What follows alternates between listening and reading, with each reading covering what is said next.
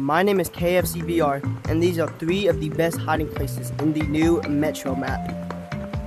The first spot is under any one of these bridges. Any one of these, if you go under, since there's so much, there's going to be a low probability of them finding you.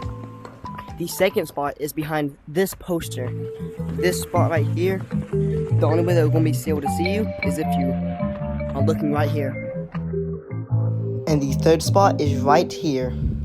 If you become black, if your skin color becomes black in the game, and you hide right here, no one will be able to see you. No one. So this is the third and final hiding spot. Okay, so